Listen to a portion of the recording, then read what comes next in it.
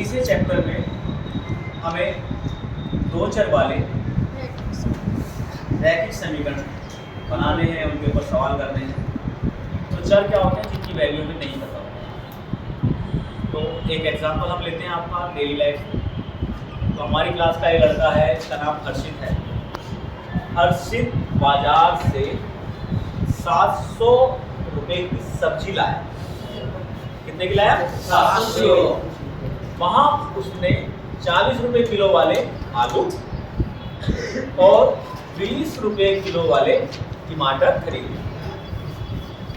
टमाटर की मात्रा यानी वजन, आलू की मात्रा यानी आलू का वजन, ये 3 गुनी है। यानी आलू कम है और टमाटर ज़्यादा। अगर आलू 1 किलो है तो टमाटर 3, ठीक है ना। आलू 2 किलो है तो टमाटर 1 है। अब सवाल ये बनता है इस क्वेश्चन में, बताइए हर्षित ने कितने किलो आलू लिए और कितने किलो टमाटर। तो इस क्वेश्चन को हम मान के करेंगे। हमें नहीं पता कितने किलो आलू लिए हैं, हमें क्या क्या ढूंढना है, आलू और टमाटर। तो 2 चर हो गए हमारे और 2 ही इस क्वेश्चन में कंडीशन दी होंगी। पहली कंडीशन क्या है? टोटल कीमत 700 रुपये की। और दूसरी कंडीशन क्या है? आलू टमाटर जो है आलू का मुकाबले 3 गुना है। 2 कंडीशन हमने मान लिया। आलू की जो मात्रा है वो x किलो है और टमाटर की मात्रा y किलो मानी। तो इसलिए आलू की कीमत और टमाटर की कीमत कुल मिलाकर कितना हो गए? 700 रुपये हो गए। तो 1 किलो आलू 40 के 2 किलो 80 के 3 किलो 120 के 140 से गुणा करते जाएंगे तो x किलो 40 x के। ऐसे ही 22 किलो टमाटर 20 y की 40 x जमा 20 y 700 हो गया।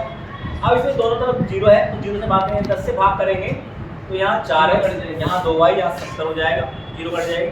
फिर यहाँ देख रहे हैं अभी कॉमन है 2, तो 2 से भाग करेंगे 2x, यहाँ y रह जाएगा, यहाँ 35 जाएगा। ये हमारी समीकरण 1 बन गई। और टमाटर दूसरी कंडीशन क्या है? टमाटर की मात्रा बराबर है 3 गुना आलू की मात्रा, y बराबर 3 है। तो ये 2 समीकरण बन गई। तो ये जो समीकरण बन गई ये तीनों तरीकों में बनानी है। ये समीकरण तीनों तरीकों में बनानी है। प्रतिस्थापन विधि में क्या करेंगे? किसी एक चर का मान दूसरे चर की जगह रख देंगे दूसरे समीकरण में। तो चलो हम इसको प्रतिस्थापन तरीके से करते हैं। समीकरण नंबर 2 से y बराबर 3x है, इसका मान समीकरण 1 में रखने पर तो इस समीकरण में y की जगह 3x रखेंगे तो 2x जमा 3x बराबर 35, यानी 2 और 3 5x बराबर 35। तो x बराबर 35/5 यानी x का मान 7 आता है। इसका मतलब x क्या है? आलू 7 किलो है और y x का 3 गुना है यानी 3x 7 से 21, तो टमाटर 21 किलो है। तो ये तरीका था प्रतिस्थापन विधि का। एक दूसरा तरीका हमारा है विलोपन विधि का। तो विलोपन विधि के लिए हम क्या काम करेंगे? किसी मान को दूसरे मान में नहीं रखेंगे, हम देखेंगे कौन सा चर हमारा चर के गुणांक बराबर है। तो 1 नंबर समीकरण में देखेंगे y का गुणांक 1 है और 2 नंबर में भी y का गुणांक 1 है। तो अगर हम 1 नंबर समीकरण में से 2 नंबर समीकरण को घटा लें तो 2x + y में से y घटेगा, 2x + y में से y घटेगा और 35 में से घटेगा 3x। तो समीकरण 1 में से 2 को घटा के याद, तो y से y कट गया और माइनस के 3x आके इधर 2x से 7 छूट जाएंगे, ये 5x हो जाएंगे। 5x बराबर 35 तो x का मान 7, तो y बराबर वही 7 दिया। टमाटर 21 किलो हो गए और आलू 7 किलो। तो ये तरीका हमारा है विलोपन अपना विलुप्त हो गया y। अब तीसरा तरीका हमारा है बेटा ग्राफ विधि। हालांकि ये पहला था, मैंने पहले बताया था लेकिन बताने तो ये दोनों इक्वेशन लिखिए कि 2x जमा y बराबर 35 और दूसरी y बराबर 3x। तो x अगर 0 है तो y का मान भी 0 होगा, 0 के साथ 3 गुणा होगा। अगर x 1 है तो y 3, अब x y है 7 है तो y 21। तो ये मान हमारे दूसरी इक्वेशन हमारी 2x जमा y बराबर 35 है।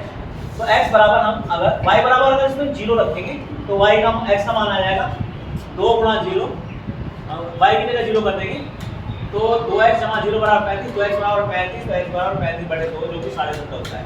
तो x का मान 17.5, y का मान 0।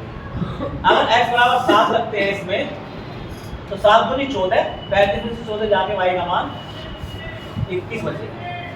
और अगर हम x बराबर 10 रखते हैं तो 10 दूनी 20, 35 में से 20 जाके यहाँ 15 बचेगा। तो इस तरह से इनके मान आ गए। हम इसका ग्राफ बनाएंगे। अब ग्राफ बनाने से पहले एक बात का ध्यान रखना है, तो जो यूनिट है यहाँ जगह कम है, जैसे 0 से 1, 1 से 2, 2 से 3।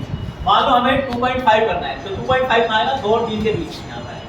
2.7 करना है तो यहाँ से 5, 6, 7 यहाँ आएगा, ठीक है।